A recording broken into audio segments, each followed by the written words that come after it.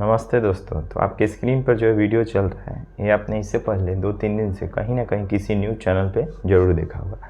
इसमें आप देख रहे होंगे कि एक सड़क पे बहुत सारा पानी लगा हुआ है और एक एसयूवी जाते हुए दिख रही है। और जैसे ही एसयूवी तेज़ गति से सड़क पार करती है, सारा पानी सामने वाली ग्रिल से टकरा जाता है। तो जगह यह है राव IAS सर्कल, राजेंद्र नगर, दिल्ली।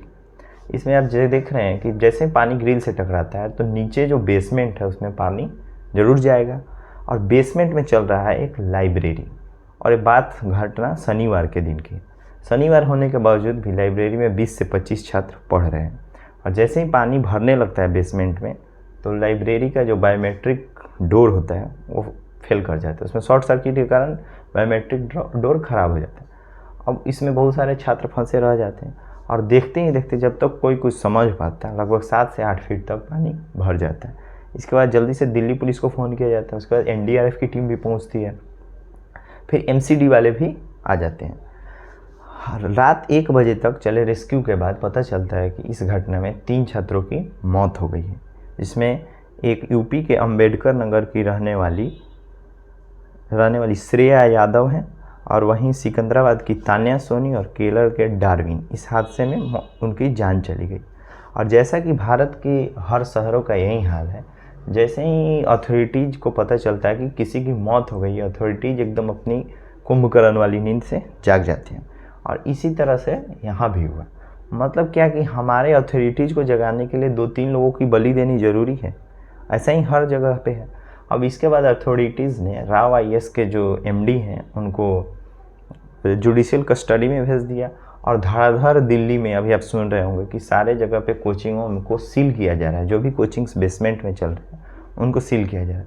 तो क्या अथॉरिटीज़ को इतने दिन से नहीं पता था कि ये इतने सारे कोचिंग बेसमेंट में चल रहे हैं? क्या उनका जांच करने का ये काम नहीं है कि ये बेसमेंट में कोचिंग क्यों चल रहे हैं? और यहाँ तक कि जो ये लाइब्रेरी बेसमेंट में चल रही थी राव IAS की, इसका जो मतलब रजिस्ट्रेशन हुआ था उसमें लिखा गया था कि यहाँ पे सिर्फ स्टोरेज रूम बनाया जाएगा। मतलब कि जहाँ स्टोरेज रूम बनना चाहिए वहाँ पे लाइब्रेरी चलेगी। तो अथॉरिटीज़ का ही तो काम है हमेशा जांच पड़ताल करना। तो क्या अथॉरिटीज़ तभी जांच पड़ताल करेगी जब कोई 2-4 लड़के मर जाएंगे? खैर, हमारी अथॉरिटीज़ तो मतलब कुंभकर्ण की नींद हमेशा सोई रहती है। लेकिन सोचने वाली बात यह है कि इसके पीछे जिम्मेवार कौन है? या राव IAS के MD या फिर अथॉरिटीज़? तो देखिए, सब लोग उतना ही इसके लिए जिम्मेवार है, क्योंकि राव IAS ने तो गलती किया कि उसने जहाँ स्टोरेज रूम होना चाहिए वहाँ लाइब्रेरी चला रहे हैं, वहाँ तो उन्हें चलाना नहीं चाहिए। लेकिन अथॉरिटीज़ का भी तो एक कर्तव्य था कि वो जाकर के वहाँ हमेशा इंस्पेक्शन करे कि वहाँ कुछ गलत तो नहीं हो रहा है, क्योंकि अथॉरिटीज़ को इसीलिए तो सरकार रखी हुई है। तो अथॉरिटीज़ भी इसके लिए जिम्मेवार है।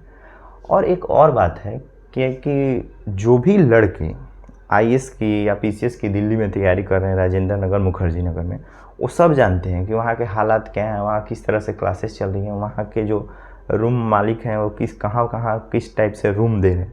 और उन्हीं में से ना कोई लड़का पढ़ के IAS PCS जो भी निकाल के बड़े बड़े पदों पे जा रहे हैं। तो क्या वो भूल जा रहे हैं उस चीज़ को जाकर के? जब वो IAS बन रहे हैं तो क्या वो भूल जा रहे हैं कि हाँ वहाँ इस तरह से हालात था? क्या उनका भी ये कर्तव्य नहीं है कि जाकर के चेक करें, वहाँ जाँच करें कि क्यों आप लोग ऐसे बिना कुछ परमिशन के ऐसे चला रहे हैं?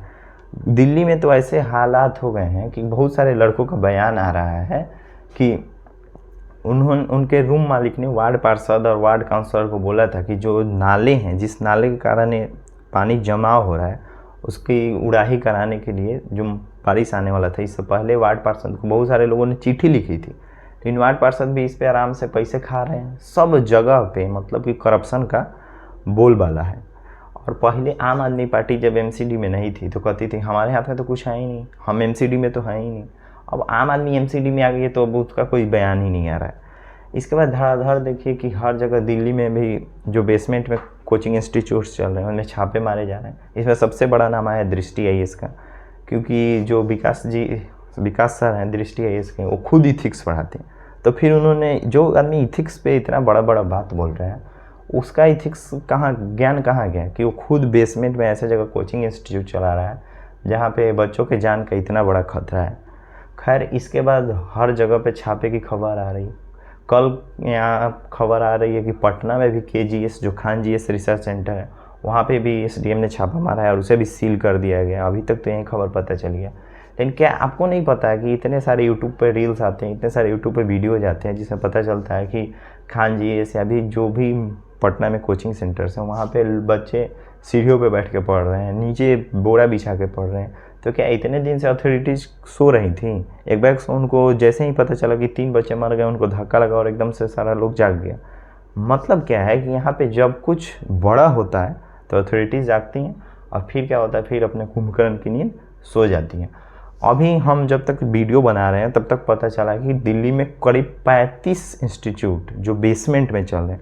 बेसमेंट का मतलब है कि रोड ऊपर और नीचे, रोड के नीचे मतलब आपका कोचिंग इंस्टीट्यूट है। जैसे नाला ओवरफ्लो होगा तो पानी तो ऑटोमेटिक जाएगा। तो 35 तक इंस्टीट्यूट सील किए जा चुके हैं और पटना में भी ये सील का कार्यक्रम चालू हो गया है। लेकिन आप खुद सोचिए कि जब कोई आदमी मर जा रहा है तो सील होने का कार्यक्रम चालू हो रहा है। जैसे ही ये मामला जैसे ही ठंडे बस्ते में जाएगा, फिर सारे लोग वही काम करने लगेंगे जो पहले से कर रहे थे। इसमें कुछ नया नहीं बदलेगा, हम लोग भी कुछ नहीं कर पा रहे हैं। और सबसे ज़्यादा दिक्कत तो उन छात्रों के लिए सोचने पे है जो वहाँ रह रहे हैं। लेकिन जो वहाँ रह रहे हैं उसमें से ही तो बहुत सारे छात्र डीएम, आईएएस, पीसीएस बन रहे हैं और वो वहाँ जा कर के इस सब चीज़ को भूल जा रहे हैं कि उनके जूनियर्स किस हालात में रह रहे हैं। उनका भी तो काम है आके यहाँ जांच करना कि आप लोग क्यों इस तरह से बनाए हुए हैं, इस तरह से क्यों हालात हैं। पटना में आप जा कर के देखिए, पटना में जो भिखना पहाड़ी का एरिया है वहाँ पे आप जा कर के देखेंगे रूम्स बने हुए एकदम लगते हैं कि पिंजड़े के रूम हैं, मतलब जिसमें जानवर हैं। इतने छोटे छोटे रूम्स बने हैं जिसमें आप सो सकते हैं या तो बैठ सकते हैं, इससे ज़्यादा आप कुछ नहीं कर सकते। तो इन सारे चीज़ों को जांच करना अथॉरिटीज़ का ही काम है। जो भी शहर बनाए जा रहे हैं उसके प्रॉपर नक्शा पास होना चाहिए। तो ये सारे सब जगह पे करप्शन भरा पड़ा है और इस करप्शन के कारण ही ऐसा हो रहा है। और हम लोग क्या है, जब कोई कुछ मरता है तो बिल से निकलते हैं मेढक की तरह, कुछ दिन टरटराते हैं, अथॉरिटीज उस पर एक्शन लेती है। फिर जैसे ही हमारा टरटराना बंद होता है अथॉरिटी भी सो जाती है, हम लोग भी बिल में दुबक के सो जाते हैं। तो मतलब इस पर कुछ ना कुछ तो सही बनना चाहिए। और देखिए सारे लोग तो अभी परेशान ही हैं और 3 छात्रों की मौत हो गई, इससे बड़ा कारण क्या होना चाहिए। आई होप कि आप भी समझेंगे कि हाँ ये ज़रूरी है, टाउन प्लानिंग ज़रूरी है। मतलब टाउन कैसे एक्सटेंड कर रहा है, सिर्फ घर पे घर बना देना ज़रूरी नहीं है, टाउन प्लानिंग के साथ बनना होना चाहिए।